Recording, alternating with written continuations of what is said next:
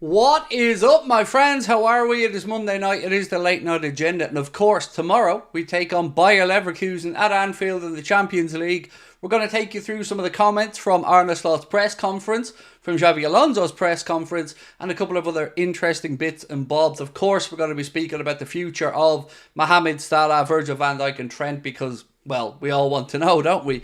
That and a few other interesting bits over the next 90 minutes or so. As always, though, I hope you're all in good spirits tonight, and what a weekend that was for us in the Premier League. I mean, more of those, please. Perfect all around. Points dropped left, right and centre, except by us, who of course went perfect. So, how are we all doing? We're going to be talking tonight about, as I mentioned, a couple of interesting bits around the future of Omar Marmoush and why Liverpool going to have competition there. We're going to be talking about more anger from Chelsea over the Rio Nyamoha stuff. Ibu looking like his contract is coming closer to being renewed, which is great news as well. And of course, want to remind you guys, we did put out a video earlier on today with myself and David Lynch. So if you get a chance, let us know your thoughts on that one. Right, Harry, how are you, bro? First super chat of the night. We love that from Harry. Thank you, mate. Said, so excited for tomorrow. Alonso, my favourite player of all time. Look, it's going to be great. Now, of course, I hope Xabi Alonso gets a warm welcome other than the 90 minutes. You know, before the game, after the game, absolutely give the man his respect. During the game, though, it's war, it's battle, and we want him to be unhappy come the final whistle. So, yeah, I'm sure he knows what to expect tomorrow. He will, of course, get the big warm welcome, which he absolutely deserves. It was also interesting today to see Paul Joyce come out and just, well, body a lot of people, to be honest with you, speaking that Gary Neville is absolutely wrong in the fact that Liverpool offered the job to Xabi Alonso. They only ever offered the job to Mr. Arne Slot, which once again puts Neville in his place because he's been talking quite a lot of crap recently. So yeah, I'm surprised he didn't win Manager of the Year, said Fawaz. You're not allowed though, because you know, if you're not from Real Madrid, you're not allowed to have a say in anything around Ballon d'Ors, mate. You should know that by now. Don't be silly. Only Madrid. And if they don't win everything, they throw their toys out the pram, as we've seen recently. So yeah, it's looking an incredible season last year with Leverkusen, going unbeaten, invincible in the Bundesliga to win the Bundesliga title for the first time as well. Yeah, it is an incredible season for them. We're going to be talking about another nonsensical link to Federico Chiesa and a move away from Liverpool in the upcoming transfer window. We're going to be telling you why that's absolutely crap as well. Right, so Nevlin, thank you, sir, for your super chat. Nevlin has a question. Latest on Trent Alexander-Arnold. I'm worried, Craig. I don't have anything that I can shed light on the subject with, unfortunately, Neville, and honestly, I can't push back against anybody who's concerned at this moment in time.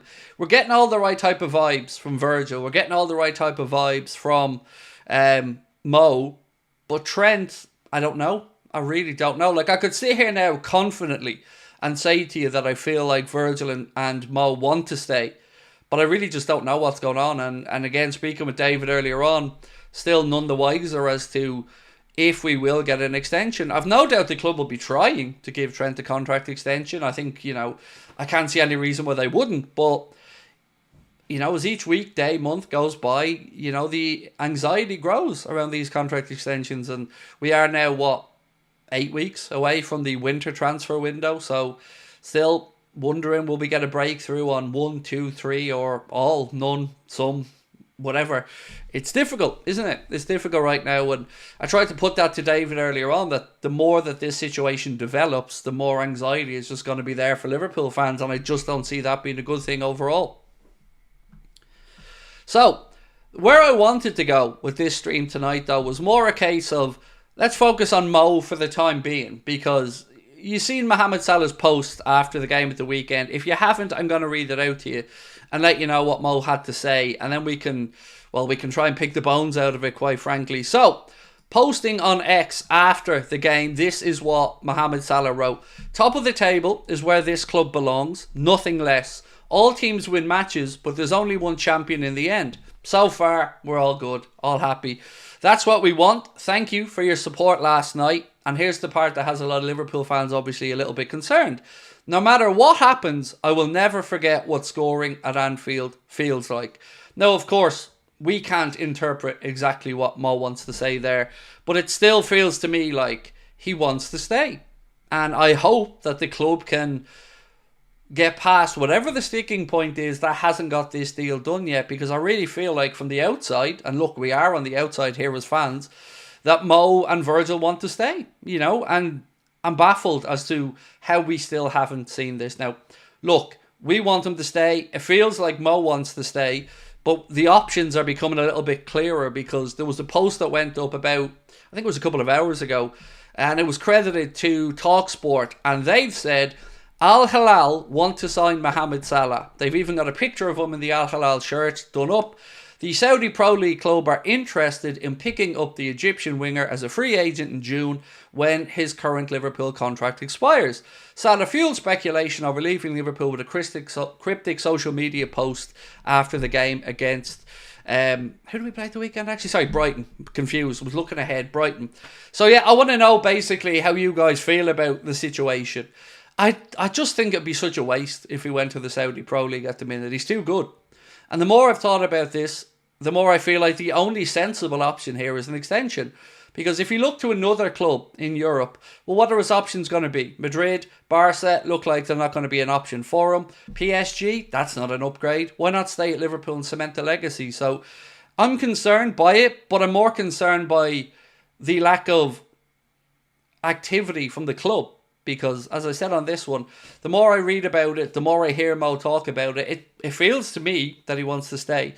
And I don't want Al Hilal or anybody else getting a sniff, so I hope that Michael Edwards, Richard Hughes and FSG can get their heads together and come up with a deal that works. Because once again, this weekend, we had a moment in the game where Mo stepped up, got us over the line, got us a goal, and showing that he's still contributing at the very highest level in the biggest games. So it's frustrating as a fan. There was a membership, Peter Boko, thank you mate, or Boko, thank you for becoming a member of Anfield Agenda FC mate, appreciate it. Raz said Mo would definitely want to stay. He wants to finish his career strong. Absolutely. And look at it, like he's, you know, we've gone through the goal scoring charts and we've spoken about where he is in the list of all-time goal scorers in the Premier League and who we could rein in. Well, there was a post put up by the Premier League earlier on, just giving the numbers of Mohamed Salah stats per season at Liverpool. And again, they just make for incredible reading. So 2017-2018, Mohamed Salah had 36 games played, 32 goals scored, 10 assists. 18-19, 38 games played, 22 goals scored, 8 assists.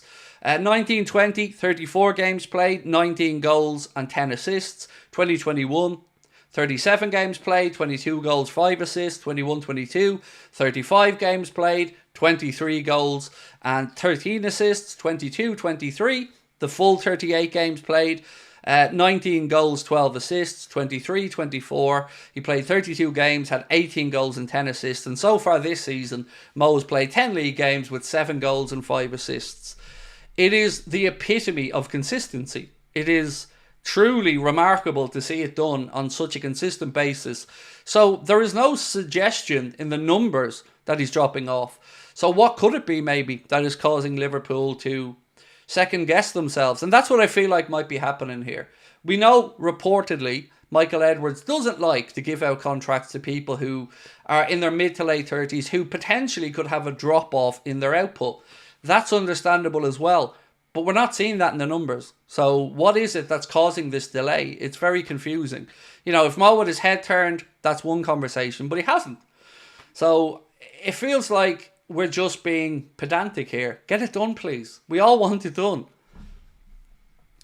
Peter Bocco, thank you, mate, for gifting 10 memberships as well. Really kind of you, bro. Thank you. Just looking through those numbers, it is absolutely astonishing how consistent Mo has been during his time here. Would I let Mo go for Marmoush? It's a really difficult question to answer because if I'm being really honest with you, mate, there are other forwards I would rather move on if we had to move one on. And look, to bring in Omar Marmoush, it does feel like we would have to move somebody on. And I asked David that question directly earlier on. if you do see Liverpool maybe bringing in Marmoush, would it be at the expense of somebody already here? And it must be, because we wouldn't need to bring in another forward and have 7 options for 3 places. So I don't know who leaves, but it would feel like that's the case. Now, on Omar Marmoush,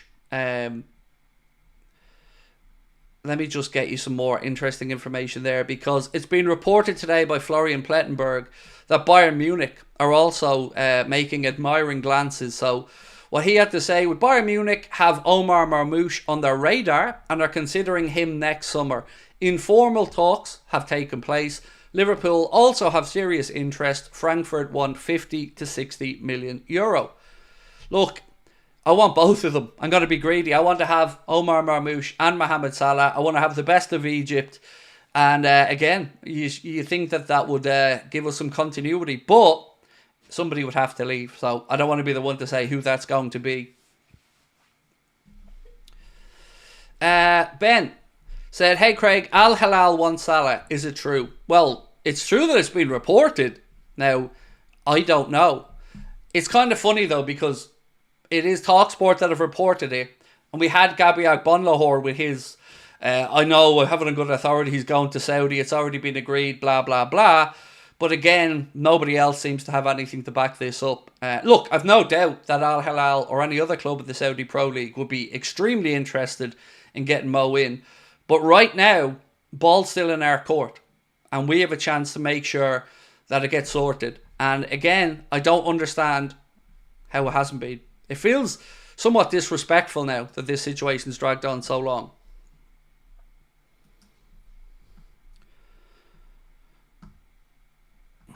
You look good in red. Thank you. FSG protest at Anfield to avoid feelings Ori, Virgil and Mo. They'll listen ticket prices. So look, this is a difficult one, because I don't like the idea of a protest until we know what's happening. And at that, I don't want to add any negativity to the fan base. I just want this sorted. I don't want to point fingers of blame. I don't want to get angry about it. I don't want to say it's this person's fault or that person's fault. I just want it done. As a Liverpool fan, and I'm sure the same as many of you guys and girls watching, I just want it resolved, because it's a pain in the arse, let's be honest. Every day we're waking up with this knot in our stomach. You're looking at the media, you're trying to figure out what's going on. You're hoping every day we get a bit of a breakthrough on one contract or another. But the fact that all 3 are still dragging on, it just feels like the club are taking the piss. It does. I can't lie. It feels like they're taking the piss. At what point do the players start to feel disrespected by it? That's the question I'd have, because, look, I know Arne Slot and everybody at the club has to say the right things. They're professionals. They have to be careful what they say in the media. They have to make sure they're always pitching a positive outlook. That's absolutely fine. But it's also fair to say that us as a fan base, well, we're a little bit concerned, because all 3 lads are performing this season. All 3 are looking good, looking like their fitness levels are there. Mohamed Salah and Virgil are absolutely pivotal to what we're doing. And both seem like they want to stay. So again, I just ask, what is taking so long? It looks amateurish at this point. SG, welcome back to Anfield Agenda FC, sir. Thank you.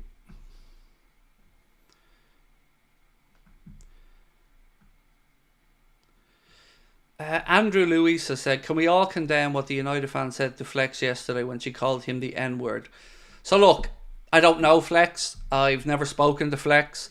I don't know the video that you're speaking about, because I haven't seen it. But let me just say this.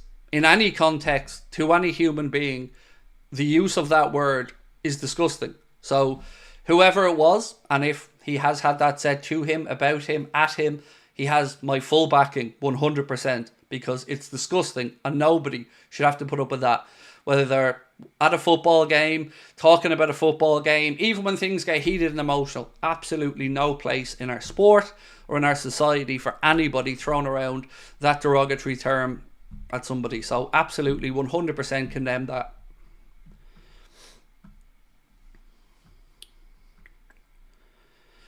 FSG out said, if Mo did go to Saudi, what would Salah, Mane and Bobby all be in Saudi? Yeah, they would be, but look, it hasn't worked out for Mane too much. It definitely hasn't worked out for Firmino over there because he's not even getting a game. There's talk of him wanting to strip the armband off from some of the fans as well.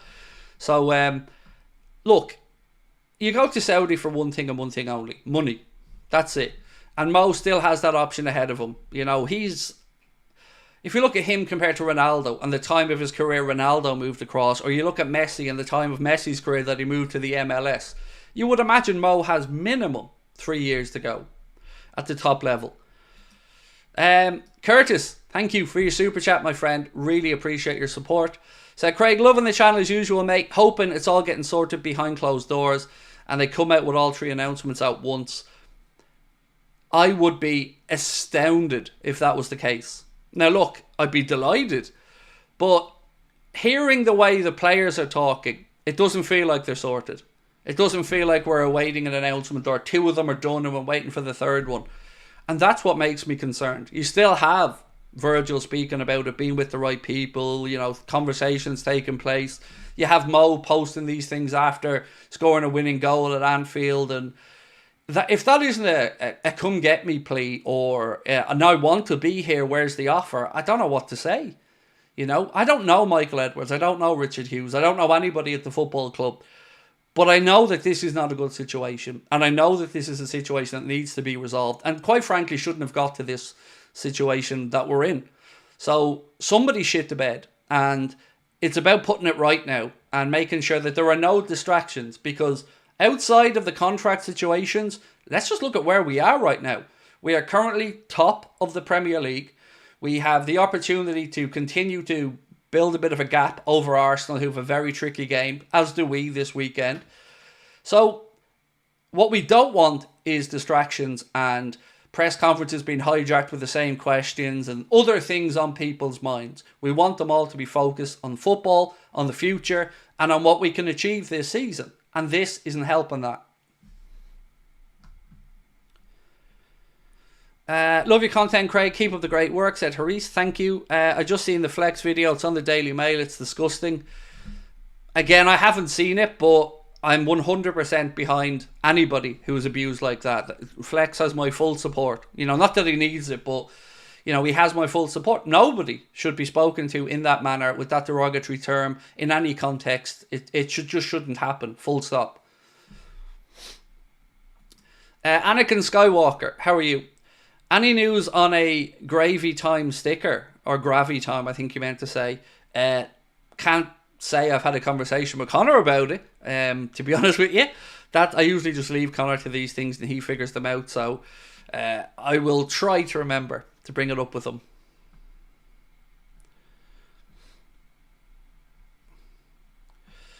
I'd be most okay with moving Trent on, despite him being the youngest. I think Conor Bradley is a good enough replacement. Do you know what, though? I've been really impressed with Trent's defending. You know, speaking with David earlier on, going back to this conversation around his defending. 12 of 16 battles won, again. Defensively against Brighton, I thought he was good.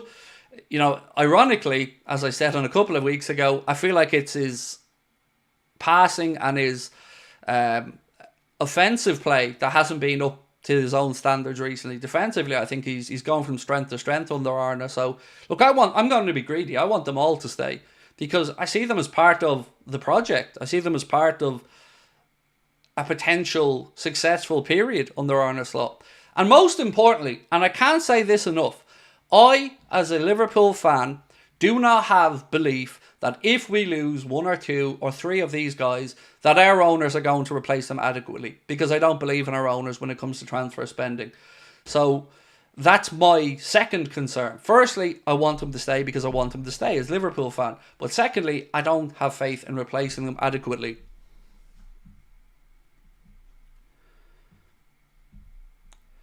Alex said, who starts tomorrow, Canade or Gomez?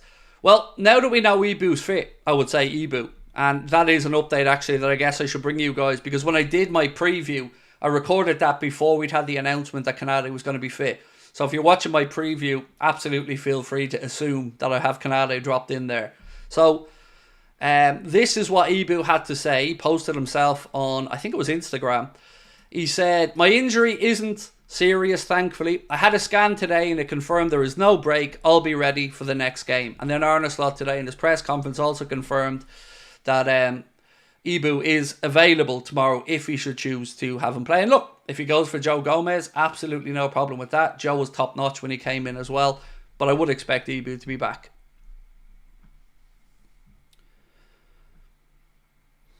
Harry said, I've zero faith in FSG. I highly doubt they'll give any money towards transfers. This is a situation that I take no joy in because, you know I'm in the FSG camp, but I don't think they're the worst in the world. I've said this so many times. I just don't feel that they have that desire to win and that they really are trying to do everything. I just don't. But either way, this isn't about signing players and paying transfer fees. This is about keeping what we have. So there's just no excuse here. Zakir said, Indicate at it again. Look, I'm going to say this for you. That lad does nothing but bullshit. That account does nothing but lie. If anybody isn't as angry as they should be, well, time to start getting it. Because remember the other day, more lies. Where's the contract extension that, was put out there? I don't know why people give these accounts the time of day. They're absolute bullshit artists who are there just to make money. End of. They don't support any club. They don't have an allegiance to it. Their only allegiance is to money and misdirecting fans and lying to fans with bullshit that's never backed up with any type of substance. And yet people still give them the time of day. Block them and forget them because they're a fucking cancer on football fandom. Anybody that willfully goes out and lies to people and plays with their emotions, that is scumbag behaviour, in my opinion. And I'll never understand it. And again, I know a lot of people can't call this stuff out. I can, and I will, because it's absolute nonsense.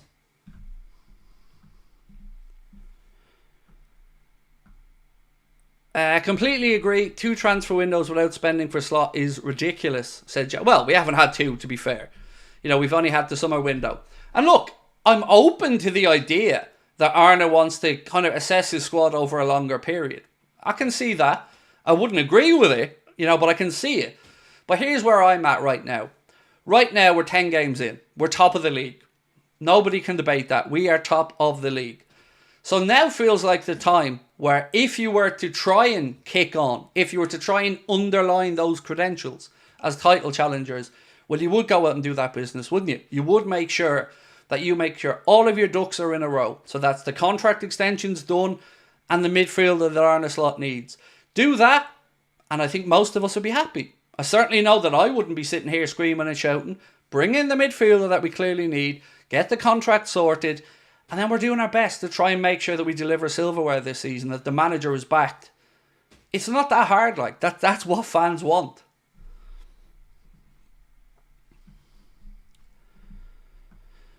Stephen Landry said, FSG isn't spending much in their beloved hometown Red Sox. Do you think they give a hoot about Liverpool? No. And that's been my argument all the way through, mate. And look, I don't know much about Major League Baseball. In fact, I know almost nothing about Major League Baseball. But I read something today and I wanted to ask, was it true? So Mookie Betts, who I believe was a very, very, very, very influential person at Boston Red Sox and helped them win World Series, and they didn't renew him. Has he just gone and won a World Series elsewhere, by the way? I'm sure I read that today, so I wanted to ask before I go on to my next point about it. Because if that's the case, we have a situation here now with Mohamed Salah, who is delivering with us and is still at the top level. And if they don't renew him, they've just mirrored what they haven't done in Major League Baseball with their hometown club. So yes, he did win it with the Dodgers. So yeah, there you go. So do you know what I mean? This is my point. Look, I never tried to link the two financially because I think they are their own entities. But if they've done that with their hometown club, surely, as Liverpool fans, that's got to alarm you. That they've allowed an icon of the Red Sox walk out the door and has gone and won the World Series elsewhere.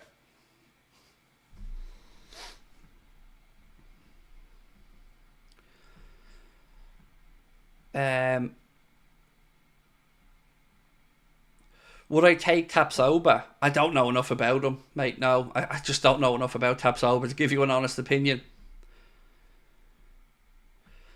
Pro Tominator 4 said, "You're the best Liverpool fan channel going. The positive and insightful content you provide takes away the stress of everyday life. The best part of my day is when I see another video posted." Mate, that's so beautiful. Thank you.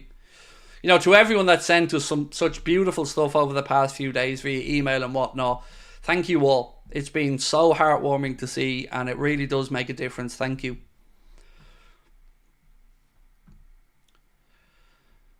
David said, "Didn't FSG offer him the biggest deal in the team's history, but he wanted to leave? Or have I read that wrong in the article?" I don't know, mate. I don't know. As I said, I don't know anything really about Major League Baseball, but I did just see the name Mookie Betts. I always remembered because it was very distinctive. So when I read somewhere today that he'd went and won a World Series, I was just thinking, it immediately just made me think about Virgil and Mo.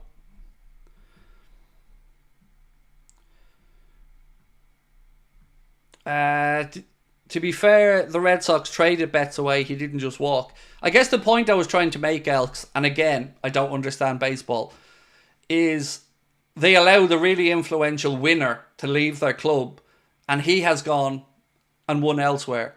So whatever they've done in that trade, I don't know because I don't understand baseball.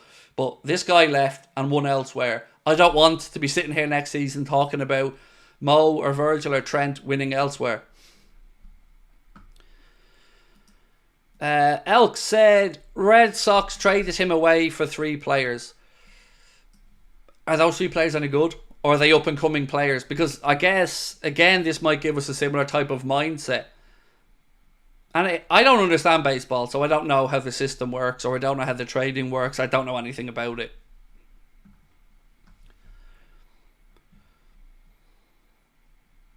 Craig, you're a superstar, buddy. Feck all the haters. Thank you. Honestly, I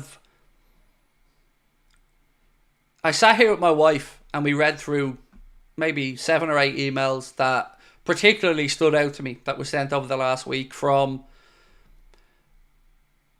how do I say this without, from vulnerable people. I think that's a fair thing to say, who really do rely on our community. And that's one thing that keeps coming up, by the way. It's not, oh Craig, you're great. I wish I could show you the emails, but obviously they're private. But in every one of these emails, it speaks to you guys. It speaks to the community, and it speaks to the kindness and the warm-hearted nature and how people feel a sense of belonging. It's truly beautiful. As a bit of a soppy old git like me, it's amazing. And I love that one of the first things anybody ever speaks about isn't me, it isn't Connor, it isn't the graphics, it's you. It's the community. And whether that's David Lynch, Lee Gunner coming on for a video, or anybody, I'm always complimented on how friendly, warm and welcoming our chat is. And that's to your eternal credit.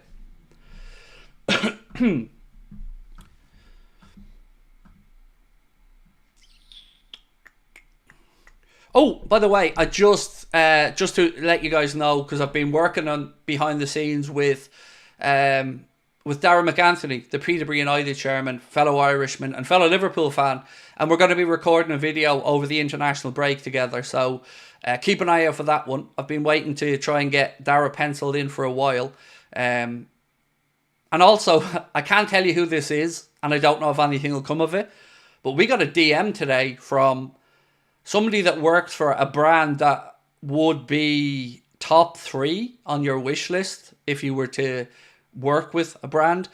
Now look, as I said, I don't know if this comes to something or nothing, but even the fact that we're in this huge brand's thought process was incredibly flattering.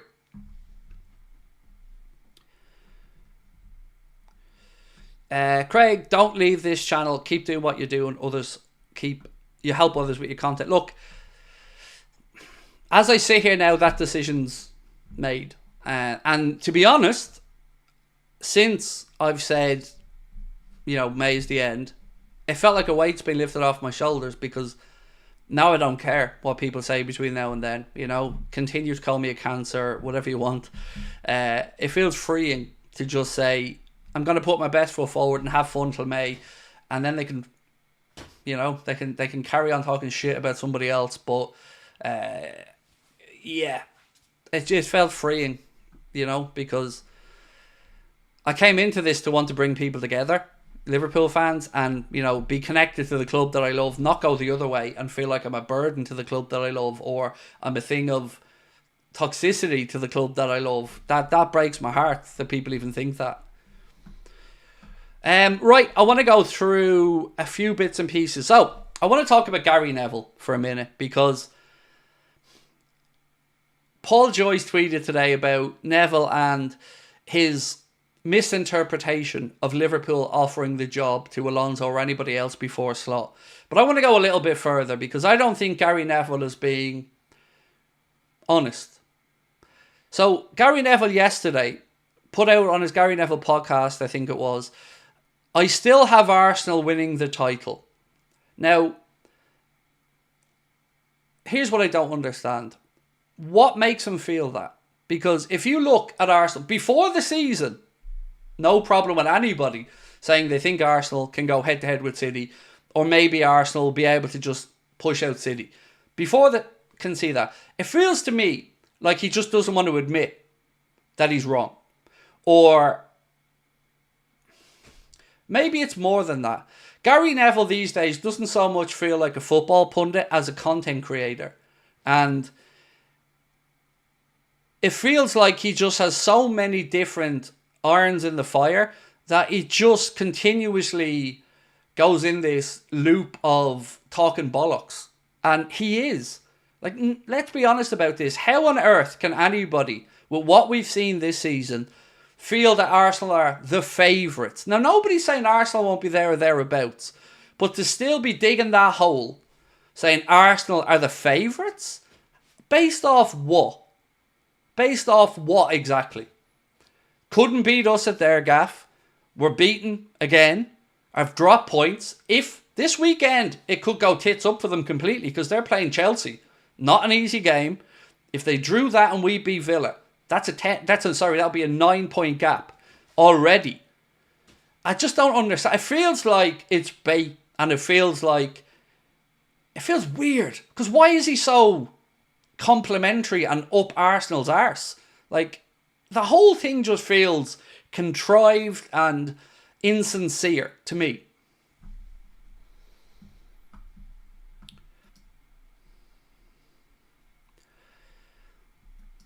Neville, thank you for your super chat, mate. And yes, in May, that's the plan. Because, you know, look, I don't want to get into it anymore. I've spoken about it at length, and I'm boring people with it. So let's just carry on and have fun.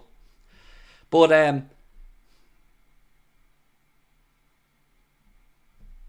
I'm gonna stay making content, Evelyn. Just won't be around Liverpool.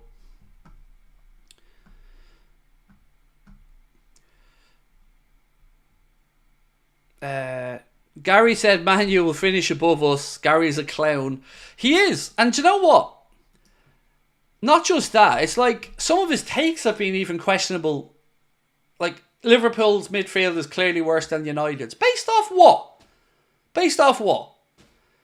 You know, I just feel like he is now becoming a figure of derision rather than a really good pundit. I wish he'd just drop all this extra money making shit that he has, because I miss the old days of Neville and Carragher on Monday Night Football just being good at what they do. You know, because they were really good at what they did. I want to just get back to that, not this baiting crap trying to make content. Like, it feels like, I don't know, it feels like Sky are trying to blur the lines between, you know, professional media punditry and YouTube stuff. It just all feels a bit weird. Adam, Craig, you're the GOAT. You've worked really hard to make this community. Honestly, it's a family. Thank you. My pleasure. The community, mate, is one of the things I'm so proud of. I love the people we have in here. It's amazing.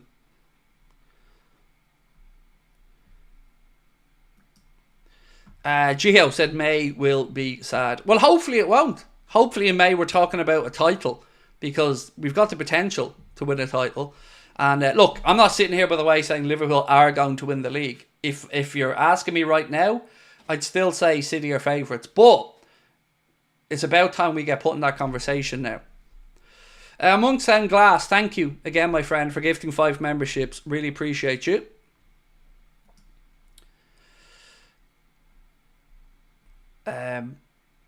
Sorry, I'm going through my notes. So, Chelsea. Chelsea are still pissed off, and Mike Keegan of I think it's the Daily Mail, said Chelsea have been left furious after Liverpool snatched highly rated youngster Rio Nyamoha, and a tribunal will be called to decide how much compensation they will be paid. So I feel like I need to give this a little bit of context. So in these type of situations, if you don't agree a compensatory figure with a young player like that who's coming through and has been football-wise educated at Chelsea or any other club, then it goes to a tribunal. Danny Ings, I believe, went to a tribunal. Harvey Elliott, I believe, went to a tribunal. So it's not uncommon. But I would suggest that Chelsea start to look inwardly here. Rather than being annoyed and angry at Liverpool or anybody else, ask why Rio Nyamoha felt that his best interests weren't served in staying there at Chelsea. The answer is pathway through to the first team. So rather than continually throwing their toys out of the pram about it, I think Chelsea just needs to start looking and asking themselves, do we really need to start to keep making 30 signings in the summer? Because that's what's going to happen. Cobham has produced some unbelievable footballers over the years. I mean, what an academy and what a structure. But this situation feels very petty from Chelsea because obviously young Rio, and I don't know him, but he must have felt like he had a better chance of progressing through at Liverpool. And Chelsea should be asking themselves why that is.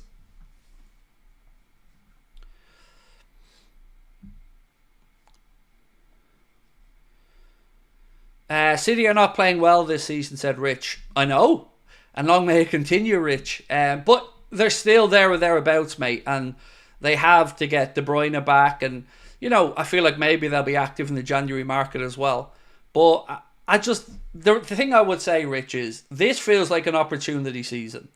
Whether it's a changing of the guard for Guardiola leaving or whatever, I don't know. But it feels like the title's there to be won. And it's up for grabs. I want us to be the ones that seize that opportunity and run over the line with it. Not fall over the line, not trickle over the line. I want us to be proactive, to go out there, make a statement in January, bring Arne in the midfielder he wants, whomever that may be, and let's put our best foot forward. Renew the boys' contracts, keep the good feeling going around the club, and build.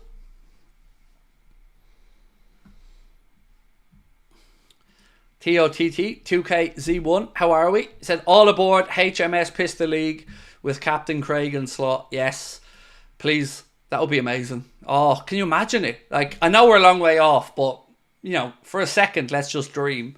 Imagine he did it in his first season after Jurgen. It would, I think we'd have to invent a new phrase because boiled piss doesn't quite do it. I think it would have to be higher than that. I actually seen some Arsenal fan accounts actually wishing injury on the Liverpool squad. Like, that's how tin pot they're getting. As if we don't have some, by the way, already, which is absolutely mental. As if we just don't have injuries. We have. They just don't like to admit it. Applehead61, thank you. Appreciate you. So, there was another bit here I need to go through. So, Fabrizio Romano has given a bit of an update on the situation with Ibrahima Konate, and he said, Liverpool keep working on a new deal for Konate, and it's considered a matter of time. Good news. You know, him, Kwanzaa, young Trainioni, brilliant, but it's still not the three that everybody knows that Liverpool fans are waiting on. And they need to get done. So, some comments now, actually, before I move on to another stupid link with Chiesa away.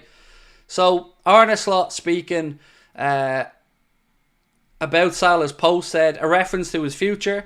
If it was, I should have spoken about that, but we've only spoken about Leverkusen because they deserve all our attention. He's out of contract, and Virgil said something too. You can interpret something with Mo as well.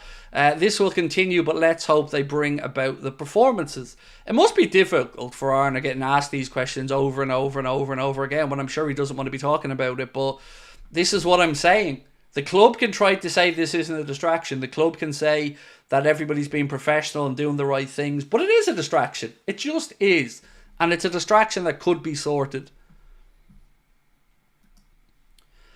On Mohamed Salah's levels, Arne Slot said, there's no reason to think he's dropping in terms of level.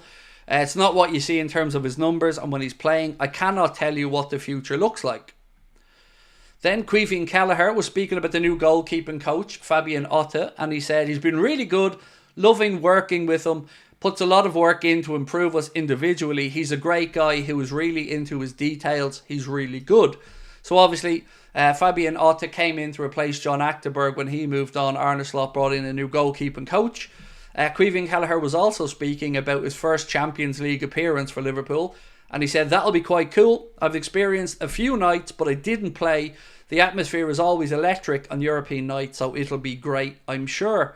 It will be a lovely moment for him, and I hope he enjoys it. I hope he can take it in, as well as, of course, staying focused on the game.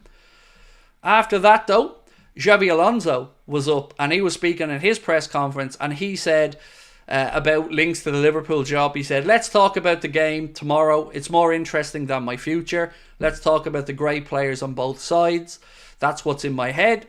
For us, it's a big challenge. Liverpool at the moment is one of the best, if not the best in Europe. They're showing that in the Premier League and the Champions League. A good squad, great coach. We're looking forward to it. Let's see what happens. And he also said about coming back to Anfield and coming back in front of the Liverpool fans. It feels great to be back after a few years, to be back here. It's always special. You notice the development of the club. The new stand looks amazing. For sure, tomorrow is a big game against Liverpool in a great moment. It cannot get much better than that. Let's see. I'm not thinking that much about how I will be received. I'm sure he will get a very warm reception tomorrow. But during the game, all bets are off and the gloves are off because, you know, Liverpool got to get the job done. Is there any news on Harvey, said Billy. Nothing other than he's upping the intensity. He's out doing a bit of running. And as Arne said, you're looking at after the international break. So remember, when they say after the next international break, the next international break starts this weekend. You know, we play Aston Villa on Saturday and then that's it for us for a couple of weeks. So it's not too far away now. There's 2 more games before we may have the likes of Diogo Jota, Alisson Becker, Federico Chiesa may be back. Rusba. And I agree with this as well, mate. Let me just get it up for you. There you go. Said, we should keep Salah for 2 years. As good as Diaz, Gakpo and sometimes Darwin are, I feel like their level is a little bit below Mane and Firmino. Replacing these legends is very tough. It's really tough, mate. And do you know what else? It just increases the competition. And the more competition for place you have, normally I feel like that makes everybody's levels go up. Just look at the little battle between Gakpo and Diaz this season.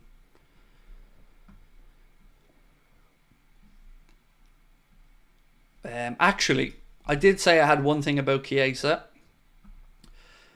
So this came in from Milan Live, and I have to say, I think this is bullshit yet again. But there is a thought in my mind about why are we seeing all these links back to Italy for Chiesa. So anything Liverpool posted earlier on to say, Reinders swap deal for Chiesa, ? Liverpool are reportedly considering a crazy exchange involving Reinders and Chiesa. There are many clubs that are looking at the former Juve player. I can only repeat what David has said to us and what many others have said. There is no plan or no thought for Liverpool to loan Chiesa or swap Chiesa. But I wonder why these links keep coming up. Because there have been quite a few. And they're all coming from Italy, by the way. It's almost as if they want them back in the league. They didn't know what they had missing. Or somebody's leaking something. I don't know, but I certainly don't think there's any will or want from Liverpool's side to move him on. He signed a long-term deal. Arne Slot has spoken about the fact that, yes, it's frustrating now, but, you know, we're looking for the longer-term future with Chiesa. So I don't know why or how these links keep popping up, but I don't believe there's anything to them.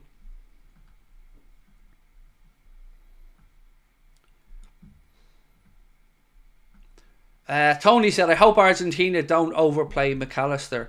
Yeah, it gets really difficult, Tony, doesn't it, during the international breaks? Because Maka always feels like he's exhausted. Just looking at it when he's with Argentina, he comes back. It always feels like it takes a little bit out of him. It takes him a few more weeks. But the good news is this is the last international break then till March. So, we don't have to worry about anything else now. Keeping the lads around, in and around Kirby and the AXA and just getting them fit and available. So get through this international break and then we're good till March time where, well, we'll know where we are in the season then.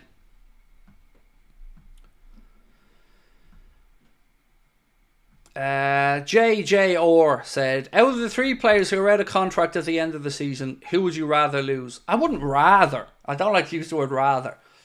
But I think Trent is the one that I feel would have the least impact short term.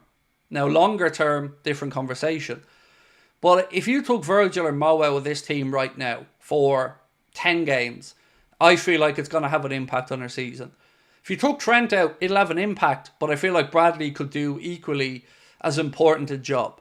So I guess the answer is Trent would be the one that's the easiest to replace, but then you have to take into account the age factor, and then it's a different conversation. Would you take a point at Anfield against City? Also, Craig, we love what you do and keep being you. Thank you. I wouldn't take a point, no, because we're at home. Away from home, yeah, I'm a bit of a pussy, I'll be honest. I usually, when we're playing a topside away from home, I'll usually sit on the fence and say I'll take a point. But no, not now. Not with the moment they're in.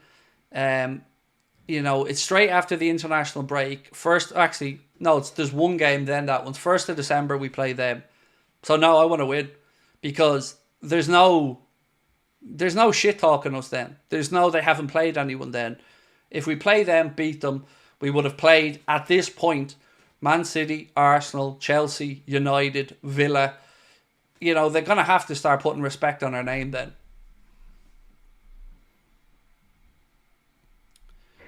Is it still Fulham 0, Brentford 1? Alex, wow. I thought there was going to be more goals in that game. What are you going to do after May? The honest answer is I don't know yet. I have between now and May to figure that out. I don't know because, of course, this is my job. So I've got to find employment. So I don't know what I'm going to do come May time. But I know I'm going to stay in the content world in some way, shape or form. So, I've got months to figure that out.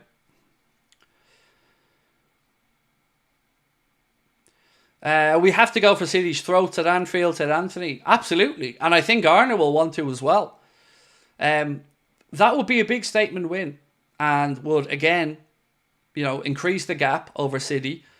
If there is still one at that point. Right now there's a 2-point gap. So yeah. Or it's 1-point gap, isn't it? Sorry, it's a 1-point gap. Thoughts on the score tomorrow night? I went 3-2 in my prediction because I do feel like it's going to be a high-scoring Champions League end-to-end game. I hope I haven't jinxed it now and it's 0-0. But yeah, I feel like something like a 3-2, something like that. Would Connor be carrying on the channel in some way? No. Connor's not front of camera. He doesn't like being in front of the camera. He's good at it, but he doesn't like it.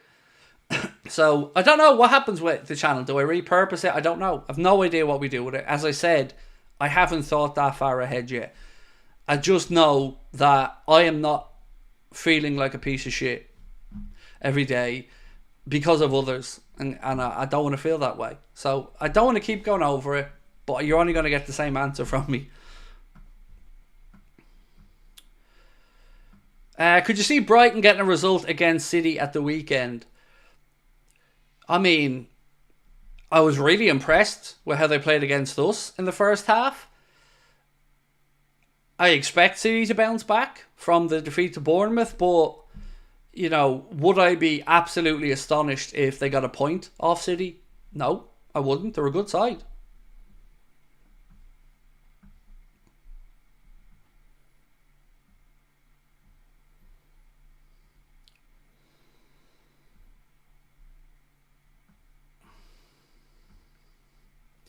So, one more thing I just want to add to the likes of Alfred and others and people who are trying to go down the guilt trip and, you're turning your back on us stuff. That's not the case. And I hope nobody feels that way. I'm looking after me. and my life. Because if you know anything about my life story, my mum killed herself, my dad drank himself to death, and I'm not following them. I am not going to become another statistic. I am not going to leave my wife without a husband, and I'm not going to leave my daughter and my son without a father. Nor am I going to have them reading some of the disgusting shit that's been written about me, lied about me, and spoken about me. So that's your perspective of it. If you feel I'm turning my back on you, that's up to you. But for me, it's a case of I want to be here in 10 years' time. I want to exist. And I looked around our industry and I've seen people who haven't made it through. People who it got too much for. And, sometimes it does get too much. I am a human. It's tough.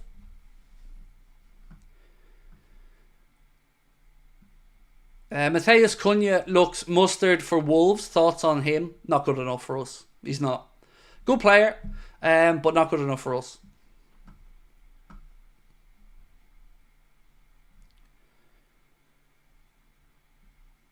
Arsenal versus Chelsea will be interesting.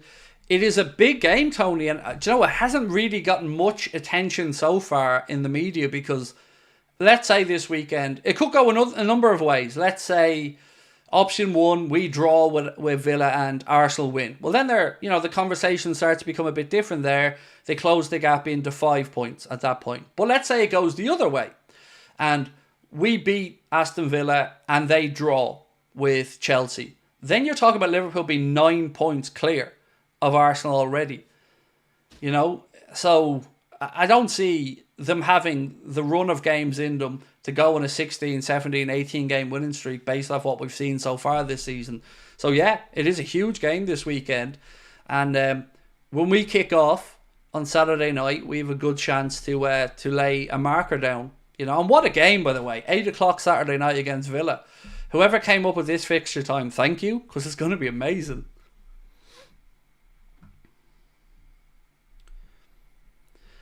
What positions do you think we need to fill to win the league? Look, there's the greedy fan side of me who will say, 4 or 5 positions. But realistically, I think we need to bring in another midfielder. And I think we need to bring in a defender of some calibre. Whether it's a left back, a left-sided centre-back. I just need another defensive option to feel a bit more comfortable there. Yeah, that's it. I don't think we're far away at all, For the rest of the season, if we went out in January, brought in a midfielder, I'd be pretty content. I'm not going to lie. I feel like we would then, outside of injuries, have a really, really good chance.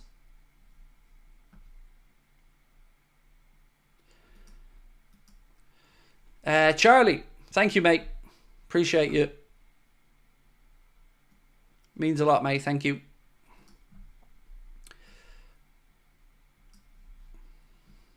Yeah, proper kickoff for Saturday night. It's so unusual, like Liverpool Villa, 8 o'clock Saturday night. That is absolutely amazing. Like it feels like such a treat, honestly, to get a Saturday 8 p.m. game.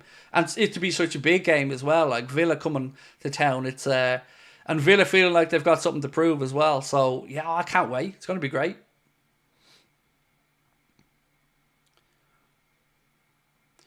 Isn't the fact that Valencia are bottom of the league worrying? No, not even in the slightest bit. If you watched Mamardashvili, because it's not his fault Valencia are bottom of the league. It's their own financial mismanagement.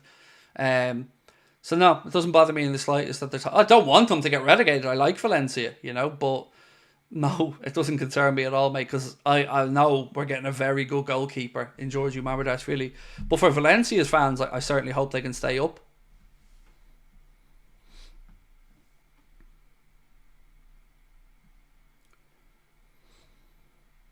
So we haven't even spoken about Edu, by the way, who announced today that he's leaving Arsenal as their sporting director, and he's going to join the owner of Nottingham Forest, Olympiacos, I think Rio Ave, and another club. I can't remember the dude's name. The Greek gentleman that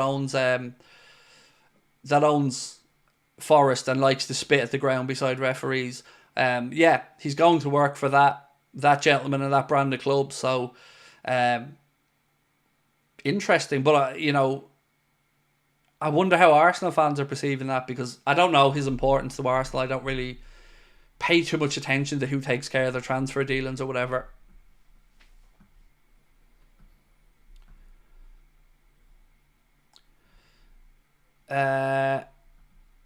You're a legend, Craig, and hope you can change your mind, but we're here to support either way. Look, again, just to say, I don't want to be where I'm not wanted, and I don't want to be a stain, and I don't want to be a problem for a fan base, and I don't want to be a problem for the club, and I don't want to do anything other than add to our fan community and be a positive influence. I'm not perceived that way. So, I can't do anything about that other than just sail off into the sunset. So, could we let it drop? Because it's not going to help any of us if we just keep going over the same thing and the same thing. Nothing's going to change with regards to the same scumbags going to be saying the same shit, lying about me. The club are going to be ignoring us. The local channels will again keep turning their noses up at us. Nothing there will change. There's certain things I wish you guys knew about our industry that you just don't, because you're on the outside of the industry. But it's tough at the best of times, let alone when you're being undermined intentionally. Alex said Nomad said Lee Gunner was buzzing. So I had a phone call actually last night with Lee. We were going over some of the stuff ahead of the Red Mist podcast launch, which is going to come after the international break. So if you don't know that, by the way, myself and Lee Gunner are going to be starting a twice weekly show called the Red Mist podcast, where we're going to be just talking about football in general, looking at it from, yes, a little bit from our own club perspective, but more just giving our take on the bigger stories. We're going to have 2 shows a week. One of them is going to be just me and Lee for an hour. Both of the shows are going to be live. The other one, we're going to bring on a guest each week as well and have different content created from different clubs and just talk about football with a real kind of no holds barred, we call it as we see it, kind of no bullshit take.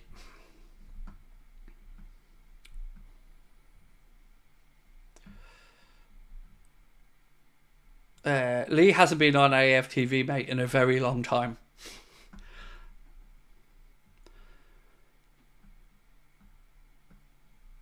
Jobo said, if it's any consolation, I'm local and prefer to be here. No, so my dig was named at local people from Liverpool, mate. No, not at all.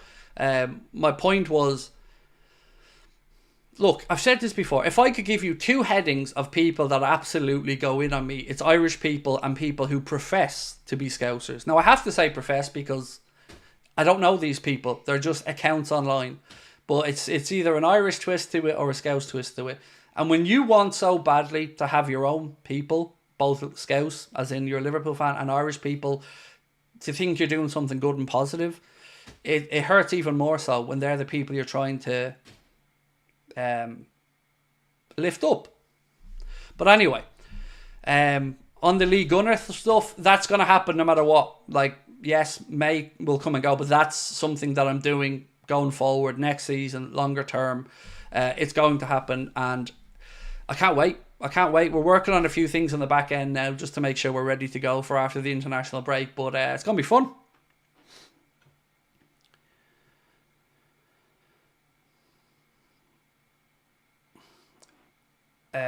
What else have we got? Marinakis is my sleep paralysis demon. Okie dokie. Nomad said, I love how down to earth he is. He's not one of these deluded Arsenal fans. He is so down to earth, even offline. He's just a normal fella. He's like me. He doesn't think we're anything special. Just normal lads who got a bit lucky, work hard, and I like him. He's a good guy.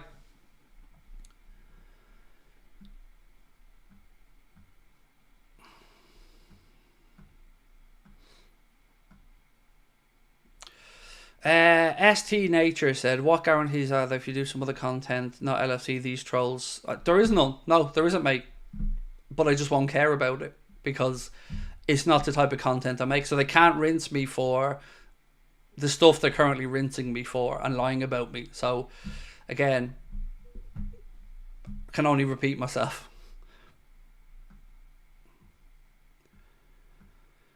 Would you rather win the Champions League but United win the league, or Liverpool win the league and United win the Champions League? So the United part to me becomes irrelevant because I don't really care, what they do. I would personally rather a European Cup than a Premier League. That's my own preference. But, other people feel differently. Other people feel the Premier League would be the one. So for me, every year, if I had a tier list of things, it would be Champions League, Premier League, League Cup for me, then FA Cup. And I don't know why, by the way. I've just always preferred the League Cup.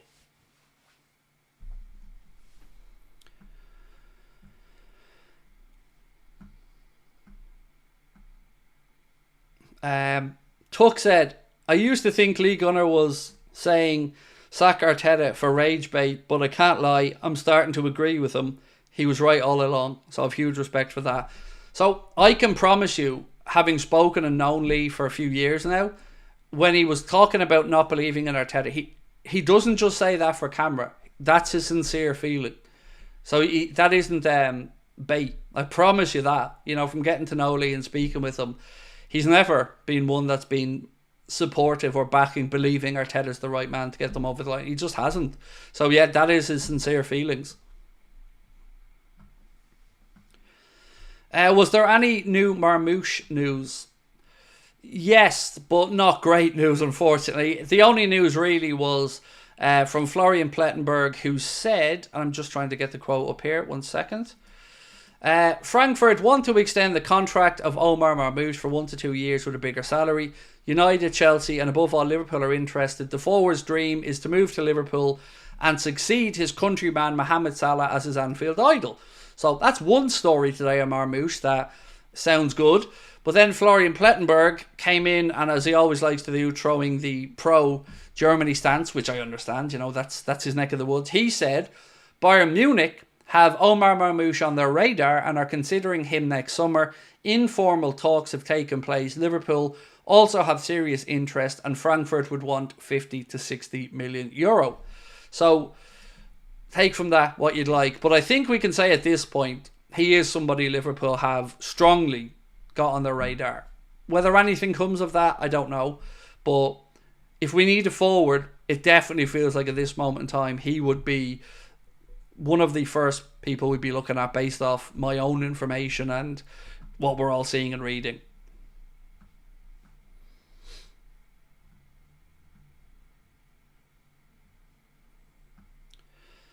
I love the idea that Omar Marmouche wants to either come in to succeed Mohamed Salah or wants to just come to Liverpool to be with and play alongside Mohamed Salah, because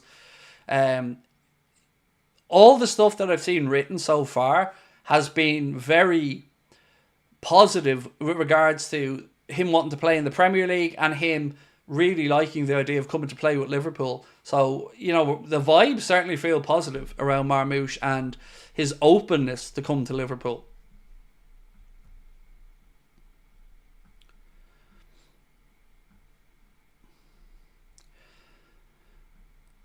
Tony Hoare said, he's right. Arteta had a fortune and won nothing, but an FA Cup for a season, that wasn't his squad. So I've been saying for a while now, Tony, at what point does the pressure come on to Mikel Arteta? Because, you go out there and you bring in a 100 million plus midfielder in Declan Rice, and they've brought in other players, and they've spent some money, and they've done some good recruitment.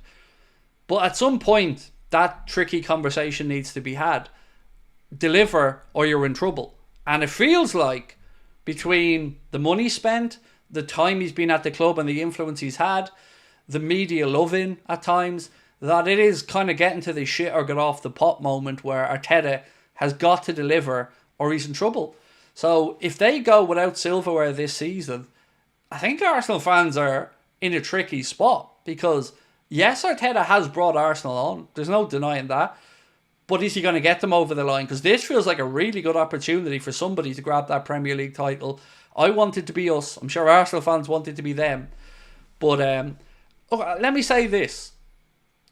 If we were talking about Arne Slot 6 years in to the Liverpool job and have won one FA Cup, I don't think I'd be sitting here backing Arne Slot. I don't think I could. I don't think any of us could. Because we would rightly be asking, at what point is the pinch point? At what point do we have to start saying win or explain?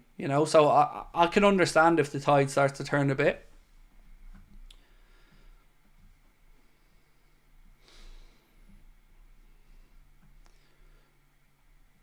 Oh, Harry Wilson there to make it 1-1, is it? In the Fulham-Brentford game. NL said, any plans for the future when you finish with Anfield Agenda? Nope. Nothing. Other than carry on with the Red Mist podcast, mate, I have no idea what I'm doing in the future. I have 6 months to figure out my next job and what I'm doing. But, you know, again, I'll figure that out as and when.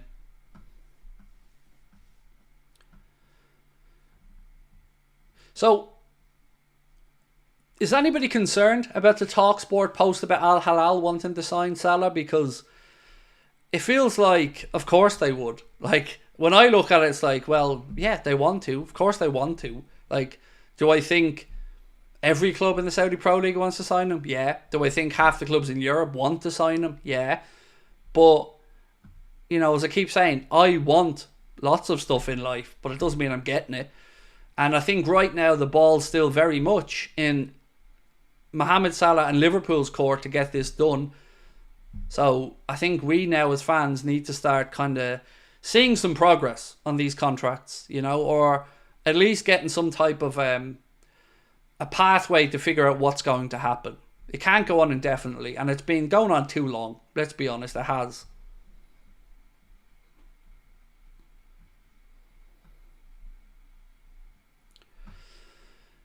So, yeah, for me, it's just a case of what's taking so long? Like, again, I can't understand how one of these aren't done. That's the part that I keep scratching my head about.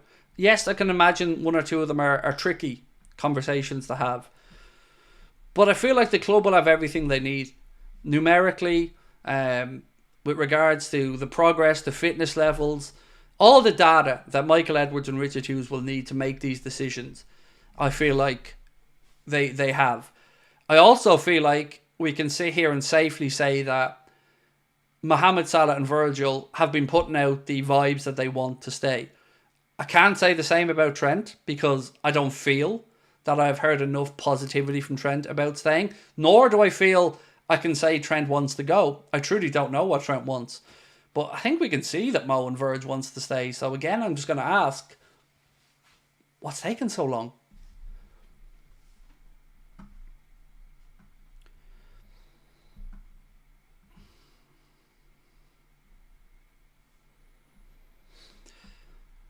If you could sign Gyökeres and Marmoush each for 60 million, who would you bring in? Marmoush, because I think he's a way better fit for what we want to do.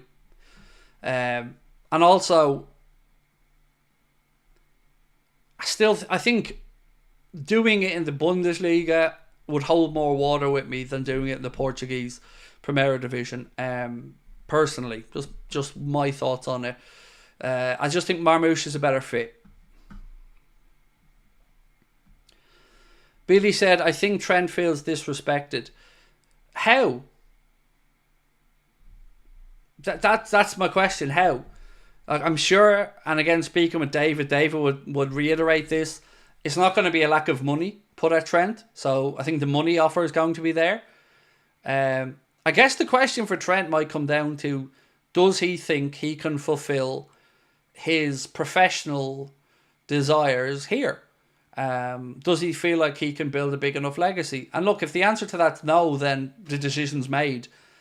You know what I mean? It again feels simple. If Trent wants to be here, it should get done quickly. If he doesn't want to be here, or he's dwelling on it, well, that also tells its own story, in my opinion. You know, you don't ever have to talk yourself into doing the right thing. So if you're second guessing, and again, I don't know what's going through Trent's mind. But I do know that this situation's gone on way too long. You know, from all the way back when Jurgen left to now, Virgil, Mo and Trent, we're all in the same boat. And we're still in the same boat.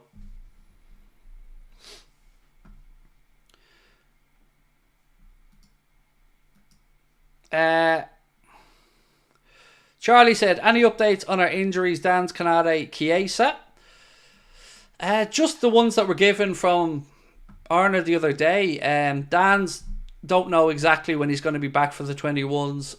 Chiesa, again, the belief is the other side of the international break, but not sure. What was the other one you asked? Canade's good. Canade's all good, mate. He's put out a post. Let me read it out to you so you know. He put out, one second.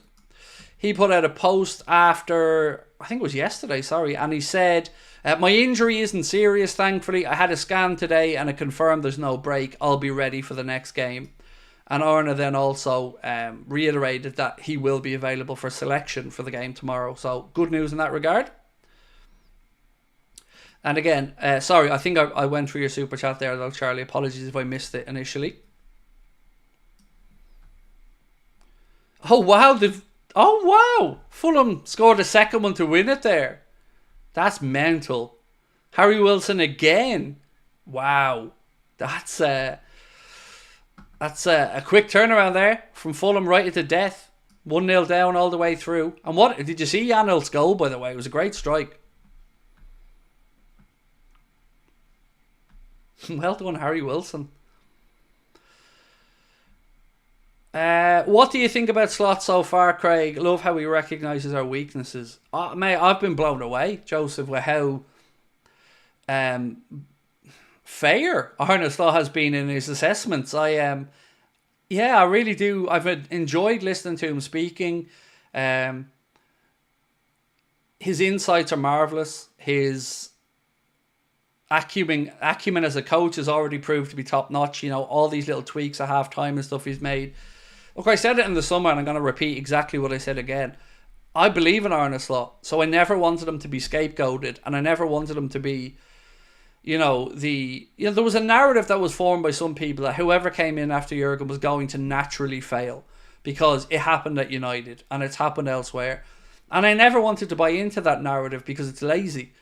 So upon hearing of Liverpool wanting to work with Arne, you obviously start to research and look up.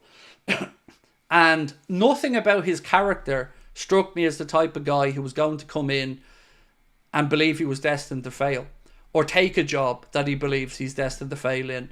So I've always said I want him to be backed. I want him to be supported. And I think people see now why the recruitment team did such a great job. And they did. And full credit to FSG, to Edwards, to Hughes for signalling out Arne Slot and bringing him in, because he is the right coach and it's been a great fit. And that has been great to see. It really has, because a lot of clubs get it wrong. A lot of clubs go for a fanciful name, or, maybe do have the mindset that, well, the next manager might fail, but we'll give it a season and a half. No, I really like what we've done here, and I've been really impressed with Arne. So yeah, long may it continue. David, and thank you, David, for your very, very kind super chat, mate. Appreciate you. Said, Craig, what I don't understand, bro, is how Sky Sports and all the pundits are shocked if we win the Premier League when we have players that have won the lot. We keep being underestimated and disrespected, David, in my opinion, by a lot of the Sky media. But let them, What they can't do is influence what we do on the pitch. And if we keep picking up the results, let them keep talking about others. If we can go about our business and get to where we want to be. My goal has always been beat the points for last season. Arne said it himself, and that's what I've set him the task of in my mind, is beating those 82 or 83 points that we got last season. If he does that, I don't think we're going to be far off where we want to be. Now, what I don't know is still trying to figure out what wins the league this year points-wise. What about, if I said to you guys right now, give me a points number that you think realistically we can get and wins the league, because I don't know what the measuring stick's going to be this year. Ian said, Craig, do you think Liverpool are more likely to win the Premier League or the Champions League this season? Normally I would answer Champions League, but this season, Ian, my friend, I think Premier League. I don't know. Maybe it's because I don't know what to expect with this version of the Champions League, and I almost feel like in the Champions League sometimes, if there's a 50-50 decision and you're playing a big team like Madrid, do you get that decision?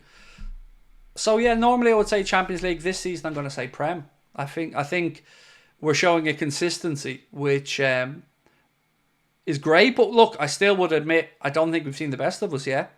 I think there's definitely ways that we can improve on what we're doing, and maybe not have to turn around games like we did, the other day. I want us to start quicker. That's one thing I think Liverpool fans feel like has been a little bit worrying at times this season so far. Right, so going through some of your numbers. Paul is the first one I can see there. It's at 88. Mark goes 87. Ryan 86. KM 2005 games 90 plus. 90 for Adam. 84 for Tanya. Pro 89. Zcad 85 to 87. 88. Ian McCartney. No, that's a different one. Sorry. Cape or Cop 09 88. So yeah, if I'm reading you guys correctly, it certainly feels like 87 to 92, somewhere in that bracket. Feels like the number. David Massett, thank you for your super chat, mate. David thinks that 89 points will get the job done. Yeah, look, I don't think you're going to see anybody put up the high 90s. Actually, I just don't. I think something David said to me earlier on, which was interesting, was Arsenal have dropped something like half the amount of points they dropped in the entirety of last season already this year, or something similar to that, which again is another eye-opener. Charlie said Sky Sports should be rebranded to Sky Sports Amarin. Oh, mate, I'm already getting a pain in my hoop, Charlie, with it every day. I said to you the other day, I went on to Sky and there was 21 different stories or clips about Ruben Amorim. And look, I get it. United's a big story, but it's getting a bit cringy at this point. Yeah, it's weird. They do it all the time because look, Sky gets click, or excuse me, United gets clicks. I get it, but I'll never get surprised at seeing how United centric Sky are, and I really feel that they go over the top in their coverage. Joseph said, I'm okay with Neville being a pundit. Naturally, there's going to be some bias there, but for God's sake, get him off our games. I could live with that, Joseph, because I really, I've been critical of Gary Neville quite a bit, but I agree, he can be a very, very good pundit. He just needs to... It just feels like every time I turn around, I'm being met with a Gary Neville podcast, an Overlap podcast, a Gary Neville soundbite. It just feels like we can't get away from him. And that's probably fine for most fan bases, but for us, it feels like he's gone out of his way to be underhanded in everything. Like, how can Sky sit... Do you know what, actually? I want to speak about something else in a second, but how can they sit there and have him calling our players cheaters? Like, where's the lack of bias in that? Or talking about simulation? And he doesn't do it elsewhere. Nowhere near as much. And do you know what got me the other day? There was an incident in... Which game was it? I think it was the United penalty. I might be wrong, but I think it was the United penalty. And they brought Mike Dean in. And initially he said, I'm not sure. Now, if it wasn't the United penalty, it was another incident. But either way, Mike Dean came on and said, I don't know about that. This is a difficult decision, this. And then 2 seconds later, VAR came in and came with their decision. And then he flip-flopped immediately to back VAR. And I was sitting here going, did I just hear that right? This absolute spanner has come on, given an opinion, and then changed that opinion instantaneously to agree with that and said, oh yeah, nailed on, right decision. Like, they've just got no fucking integrity, any of them. Like, how do you go about giving Mike Dean a job? Can you answer that for me? Because he's supposed to be there explaining the virtues of refereeing when he's also there admitting he didn't do his fucking job. I don't get, like... The hypocrisy of Sky is never ending. Do the right thing. Like, kick out racism, make football all inclusive and all the right stuff. Yeah, fair enough. That's all brilliant and we all agree with it. But also, stop being hypocrites.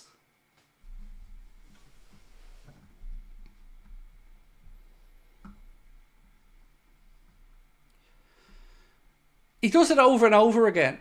Over and over again, I'm listening to this absolute gumbean talking about his opinion. Like, you've no credibility. Zero. You admitted you didn't do your job. You should have been fucking fined and sacked, not given another cushy job.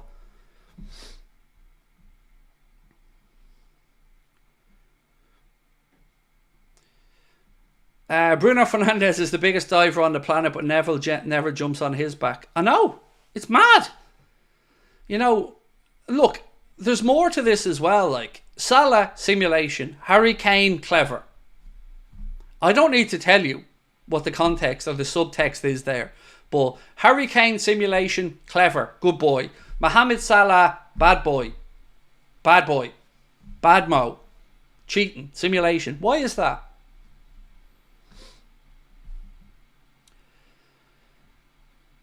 Mark, thank you, bro, for gifting a membership. Appreciate you.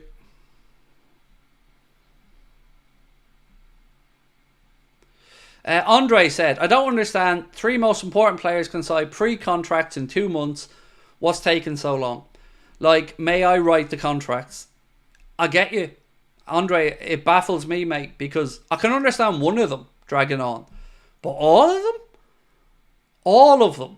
From the time Arne Slot was announced as Liverpool coach to now, you mean to tell me that we can't find a breakthrough with any of them? 2 of the boys publicly saying they want to be here. I'm baffled. Like, I have to caveat what I'm going to say by saying this is my opinion. I do not have anything to back this up. It is one man's opinion. I feel Trent wants out. That's how I feel as a Liverpool fan. And I feel like Virgil and Mo want to stay. That's my honest take as a fan and nothing else. That's how I feel. Because I don't know what Trent needs convincing of. Because it's not going to be money. So you either feel like you can achieve what you want to achieve here and you want to be here and then they figure out the money, or you don't. But either way, the longer it goes on, the longer it dwells, the longer he's thinking, naturally I'm starting to feel like he's talking himself into a move. He's talking himself into going away. And that's how I feel about it. As I said, that's not backed up with information. This is just my gut feeling as a fan.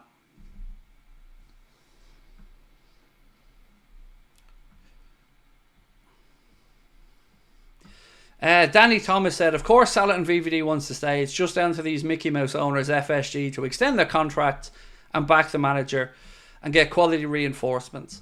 So most of us feel 2 years for Virgil and Mo on top of what they have now, with an option of a third. Get it done. You know, if I said to you, do you think Virgil van Dijk can play for 2 more seasons at the top level after this year? I'd imagine you're going to say yes. Same with Mohamed Salah. So again, what's taken this so long?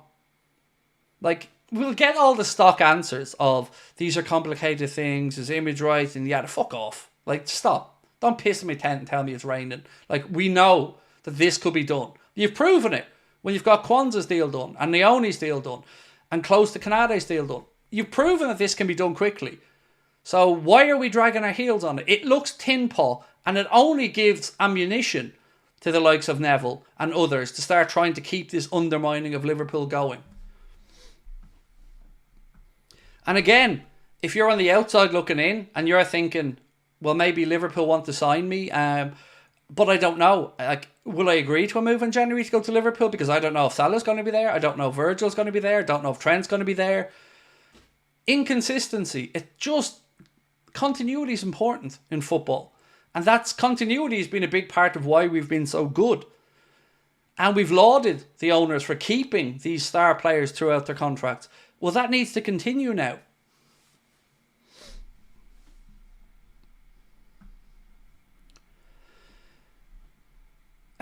Pro said, me also, Trent's body language worries me a lot. So I have to be honest and say, for me, I haven't looked into his body language because I don't know him as a person. So, you know, I can't read Trent's body language and go, well, he's usually this, that, because I don't know him. I don't know the guy. I've never spoken to him. I know I want him to stay. I know I hope he stays. But my gut tells me that the longer he lingers and dwells on this, the less likely is he signs. That's just how I feel. Dave Sharples, and thank you, Dave, and I can't wait to catch up with you, mate, next week at the show. Dave said, Trent said in the summer he wanted to see what the new manager could do. He couldn't do much more than he has. Absolutely, 100% agree, Dave. And again, you know, just to even try to be fair about this, I can understand that from his perspective. As a Liverpool fan, do I understand why maybe Trent was sad when Jurgen was leaving and wanted to see what was next? Of course. Of course. You're going to commit potentially the prime of your career to a club. You want to know what direction it's going in. I can understand that. But here's what I can't understand, Dave, and I think you're alluding to the same thing. We now know we've got a very good coach.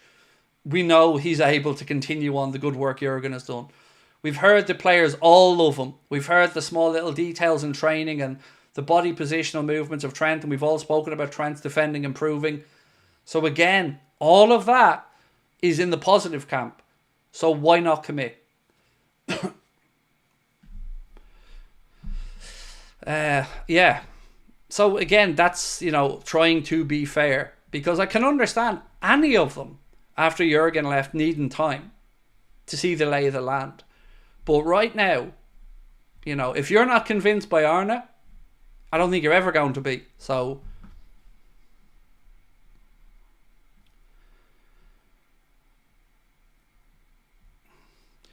if I must, Craig, the whole footballing world share our opinions and are amazed at the lack of obvious contract activity. So I try to flip this on its head sometimes and go, right, well, I'm in the club shoes. Why would I let this go this long? And honestly, I try to look at it and go, well, you want to make sure there's no drop off. So you want to maybe see that Virgil and Mohamed are still performing at the top level and they're not picking up injuries. And you then look at the underlying numbers and you see, is there anything that projects maybe a drop off here? So you go through all of that. You already know the character of these guys because they're at the club. They're important to the team. They're idolised by the fan base. So after that, I'm kind of running out of what's taken so long. Like, even from the club side, I don't understand it. Like, I truly don't. And I know everybody has to say the right things. And I know when I speak to David, he has to be professional in what he says. But I've got to be honest about it. The whole thing fucking stinks to me. The high heaven that we're in this position. It's mad. It's mad. If United were doing this, I'd be pissing myself laughing at them. So the fact that we have allowed this to happen and are seemingly in no rush to resolve it, it just feels like an unnecessary risk.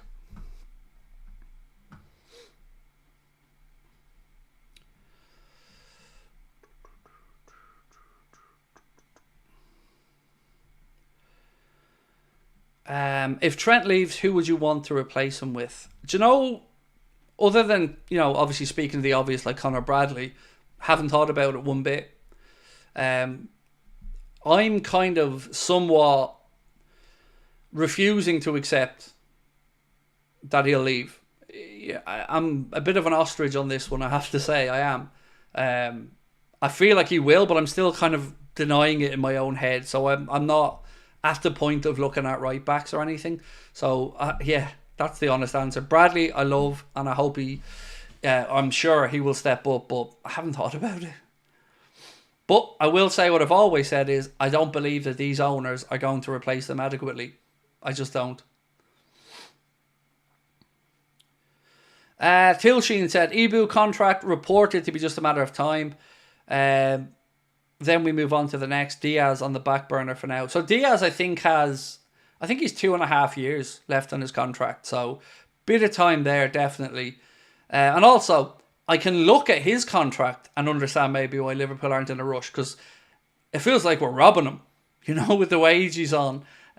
He's on a pretty low wage compared to some of the others. So if you're Liverpool, you can understand no rush on that one. Time's on your side. Finances are on your side. But even with Trent, you're talking about maybe his wages going from 200 to 300 grand. Okay, big jump, but for a reason. Get it done. Virgil and Mo, again, I don't really see money being the problem. I think it's going to be more length of contract, and I just don't understand why you wouldn't get it done one way or the other. Like, even worst case scenario, if you sign Virgil and Mo to new deals, and in 18 months' time, one or two of them, their form goes out the window, there's going to be options. I think Chelsea and Todd Bowley have proven that there's always going to be options, namely Saudi, to come in and bail you out there. So again, I just feel like roll the dice. It's worth rolling the dice on these boys because they're an important part of the team.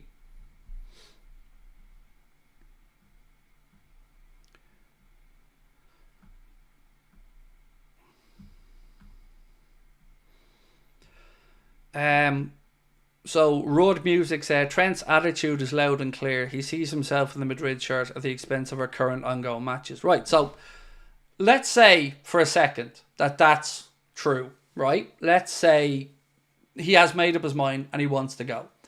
So then the next question I have for the club and for everybody, I guess, is how does this play out?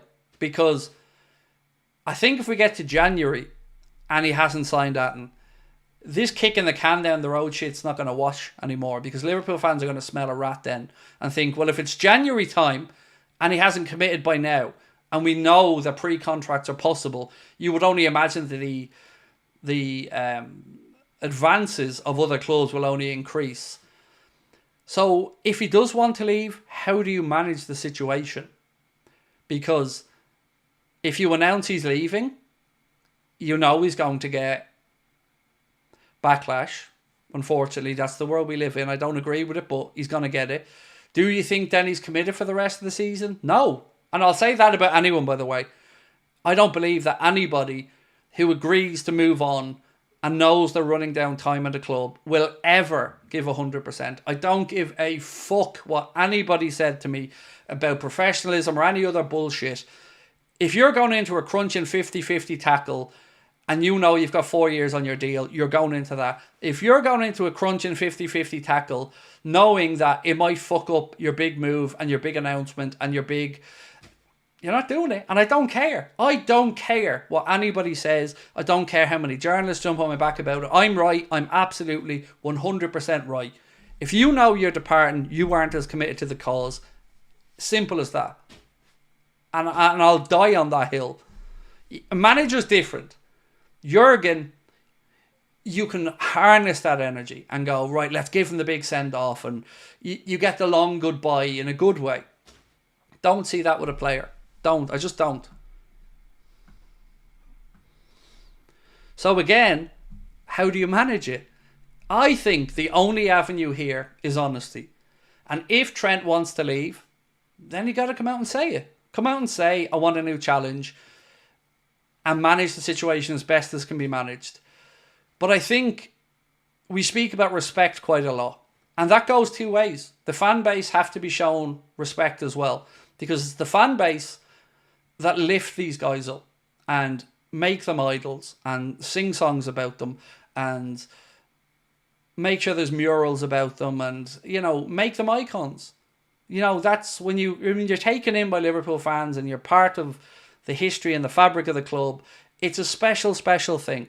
And I think that deserves respect. So whatever the decision is, communicate it honestly and respectfully, because I believe the club deserves that. The fan base deserves that.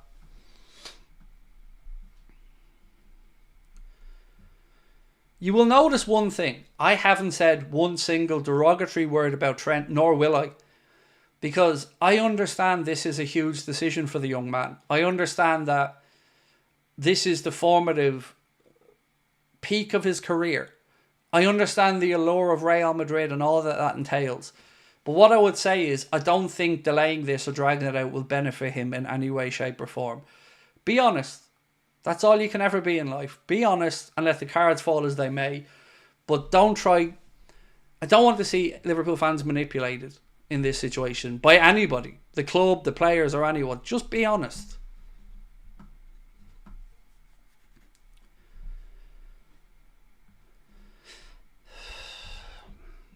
Dave O'Cop just tweeted, don't care. He can fuck off as well. Honestly, he's another one that can do one. Another arrogant up his own arse. Yeah, fuck him as well. What was the game yesterday? Although it winds me up with the Trent situation, he got the crowd going in the second half. Yes, and that's it. Like, I want him to stay.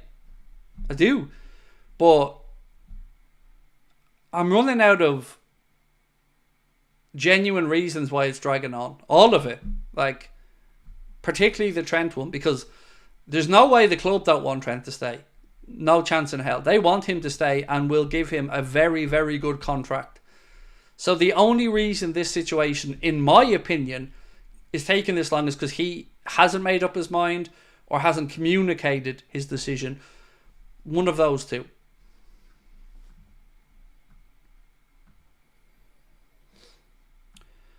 Andre said, I don't understand. Salah said he wants to stay and so does Virgil. Exactly.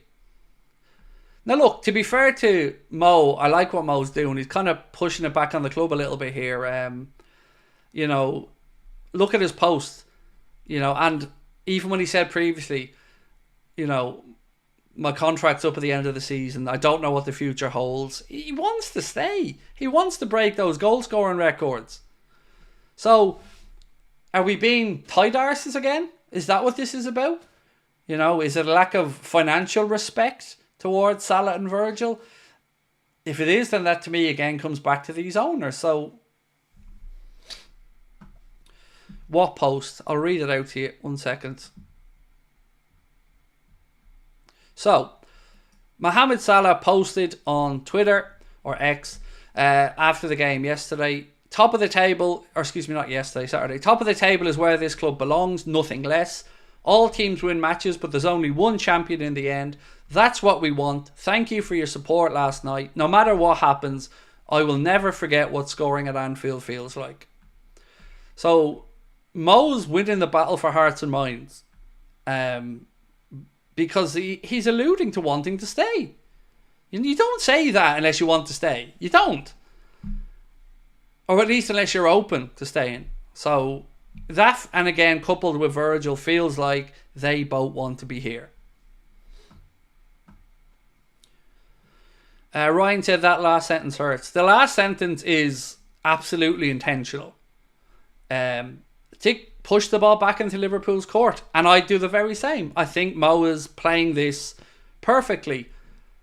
And I don't, again, so difficult to say that. I don't mean he's playing this perfectly from the sense of, I feel like he's being as honest as he can be and as open as he can be and as clear without saying what he's saying, but he's saying he wants to be here. He wants to stay. Everything feels that way from the outside.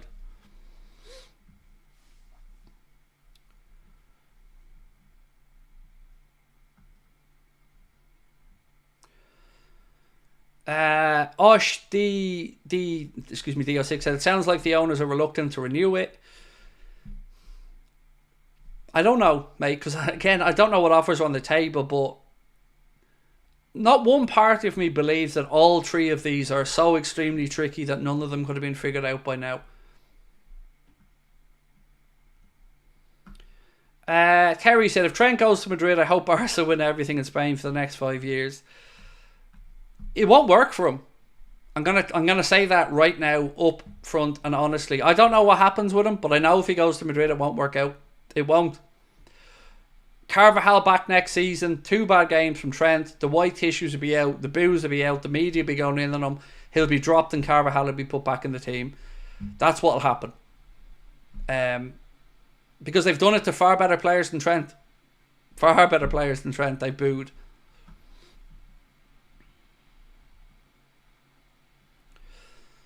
You look like you've lost weight. I have. Yeah, mate, I have, thank you. You know, I'm getting older, so I'm trying to look after myself a little bit better. I've lost about 8.5 pounds so far, but thank you. How did it feel having your first child? And what's the main thing that changed for you mentally? I've never in my life had so many emotions in such a short period of time as when our daughter Circa was born, our first child. You've got unbridled love and joy and pride at your missus and all these amazing emotions. And then the fear of, oh shit, I'm now responsible for another human being. I now have to provide and keep this child safe and fed. And it was just a crazy mix of emotions like I've never experienced before. You know what? That feeling when you see your first child and any of your children is just I've never loved anything like that. You know, whatever your missus, your whatever. Nothing compares. Nothing. And I'm sure it's the same. Like, I would absolutely expect my missus to run me over to get to the kids, and vice versa. It's just different. It's. I never thought I could love anything that much. Anything. Like, it's a level of emotion I've never felt. Before.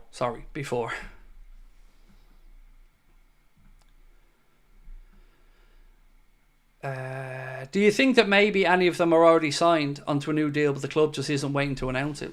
I don't see the benefit of waiting. You know, maybe if you wanted to do all three at once, but again, I would say getting one done and announcing it is kind of a trigger then to the other players to go, see, we can get it done. So I just don't see the benefit of holding off. You know, I'd say announce the one you've got done, and then you're showing that you're capable of doing it. You're trying to do it. You can get these deals over the line. So David said, what is to think about with Mo? The type of numbers he's put up give him another 2 years. Well, see, what we don't know here, David, is if he wants more than that. Year-wise, I mean, not money. So maybe he wants 3. I don't know. Again, this is what I'm talking about. We don't have all the information here. But look, if it's 2 with an option of another one that the club can trigger, it seems like a no-brainer to me, mate. And I think to you and many other Liverpool fans as well.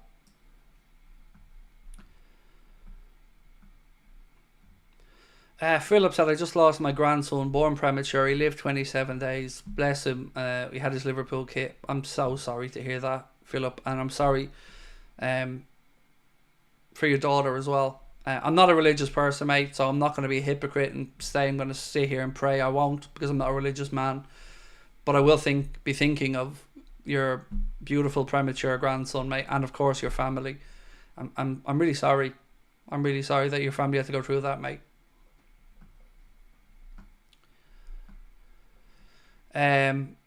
If Ronaldo can get booed and disrespected after what he achieved, Trent should be wary. And not just him, Bellingham's getting it in the media as well, like already over there. Right, look, ladies and gentlemen, I'm going to say goodnight to you guys, and I'm going to go and get ready for tomorrow. So we will be live at 6:45 tomorrow. Hope to see you guys here for it. We'll be starting our watch along then, an hour and 15 minutes before. Match reaction, player ratings, everything on a match day that you'd expect. We're also going to be live with David Lynch, not live, excuse me. We're going to be recording with David Lynch then Wednesday morning after the game, so that video will be coming out. And don't forget, if you want to come and see us, you can still get your tickets next Friday, not this week, not this Friday, the following Friday. We're going to be in Liverpool at the Hot Water Comedy Club. Tickets are still available. You can get them with a link in the description. Talk to you tomorrow. Much love. Bye-bye.